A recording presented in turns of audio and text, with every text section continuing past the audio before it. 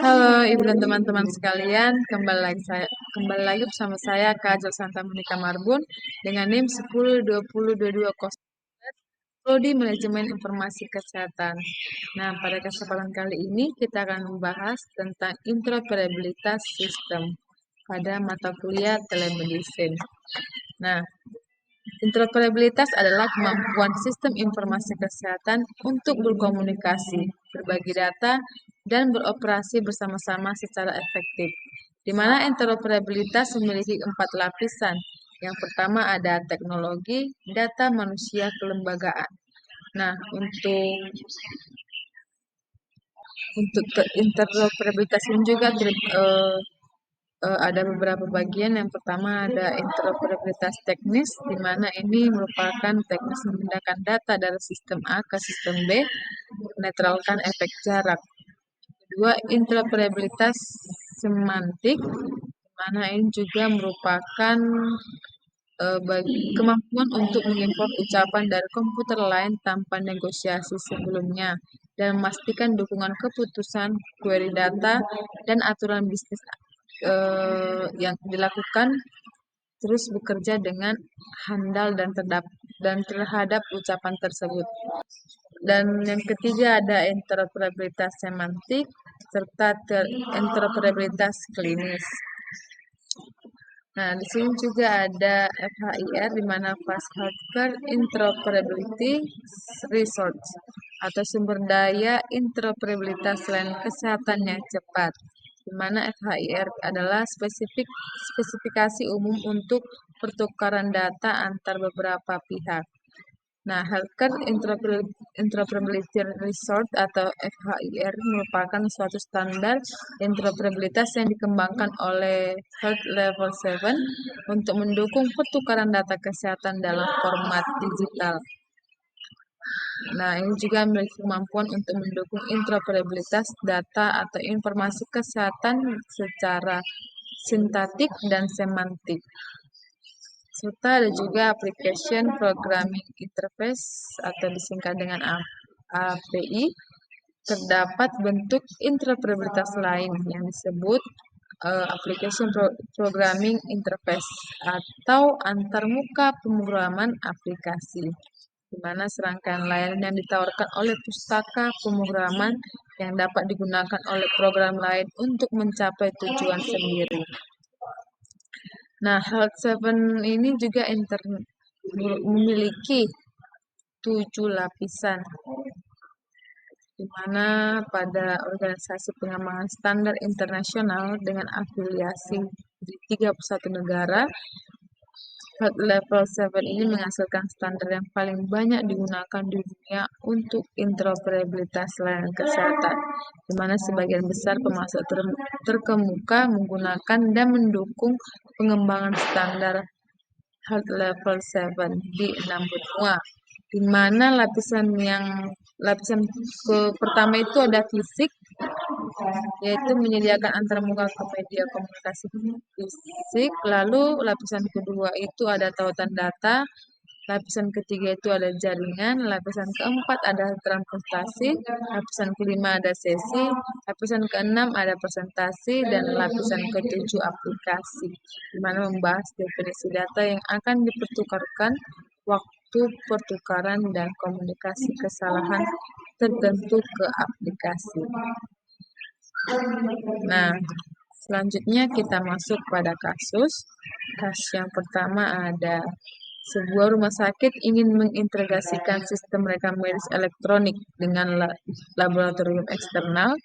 Namun, ketika dokter mencoba mengakses hasil tes darah, sistem menampilkan data yang tidak lengkap karena format data dari laboratorium berbeda dengan format rekam medis elektronik rumah sakit. Nah, apa penyebab utama masalah interoperabilitas pada kasus ini? A. Kesalahan penggunaan saat memasukkan data. B. Perbedaan standar data yang digunakan antar sistem. C. Kapasitas server rumah sakit terlalu kecil. D. Tidak adanya jaringan internet. Dan E. Data pasien terlalu banyak. Nah, di sini untuk jawaban kasus yang pertama itu ada yaitu B, perbedaan standar data yang digunakan antar sistem. Mengapa? Karena itu merupakan penyebab utama untuk interoperabilitas. Karena masalah terjadi karena sistem rekam medis elektronik rumah sakit dan sistem laboratorium menggunakan standar format data yang berbeda, sehingga pertukaran informasi tidak dapat diproses dengan benar. Ini adalah contoh interoperabilitas semantik yang gagal, di mana arti dan struktur data tidak selaras. Baik, kita masuk pada kasus yang kedua. Sebuah perusahaan fintech ingin menghubungkan aplikasinya dengan 10 bank berbeda untuk memungkinkan transfer otomatis. Namun sistem gagal melakukan sinkronisasi saldo real time karena setiap bank menggunakan protokol API dan format autentikasi yang berbeda. Tadi juga mereka menggunakan protokol API atau Application Programming Interface. Nah, hambatan interoperabilitas yang terjadi pada kasus tersebut adalah A. Inkompatibilitas hardware, B. Perbedaan protokol Application Programming Interface dan metode autentikasi, C. Kesalahan pada sisi pengguna, D. Tidak tersedianya aplikasi mobile, E. Akses internet yang buruk. Maka jawabannya itu adalah B.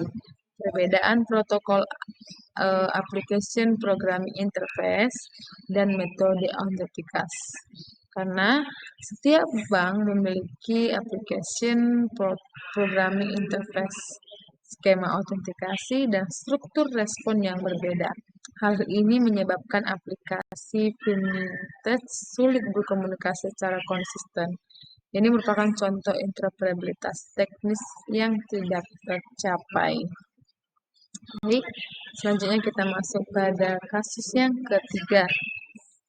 Dinas Kependudukan ingin mengintegrasikan data dengan Dinas Pajak Daerah untuk memverifikasi nomor induk kependudukan atau yang disingkat dengan NIK. Walau jaringan dan server normal, data tidak dapat terhubung karena kedua lembaga menggunakan skema metadata berbeda dan tidak memiliki perjanjian pertukaran data. Faktor yang paling mempengaruhi kegagalan integrasi sistem tersebut adalah A. Pegawai tidak memahami penggunaan komputer, B. Konflik jaringan lokal, C. Tidak adanya standar metadata dan kebijakan pertukaran data, D. Ukuran database terlalu besar, dan E. Dinas Kependudukan tidak memiliki server. Maka yang menjadi jawabannya adalah tidak adanya standar metadata dan kebijakan pertukaran data atau option C. Di mana walaupun secara teknis sistem bisa terhubung, interoperabilitas organisasi dan semantik tidak terpenuhi karena pertama tidak ada kesepakatan atau regulasi pertukaran data, yang kedua ada struktur metadata tidak selaras, dan yang ketiga tidak ada governance data terpadu. Ini menyebabkan proses verifikasi tidak dapat dilakukan secara otomatis. Nah, baik, demikianlah pemaparan materi dan kasus terkait interoperabilitas sistem pada telemedicine. Semoga ini bermanfaat bagi kita semuanya. Apabila ada penyampaian saya kurang tepat, saya mohon maaf. Terima kasih.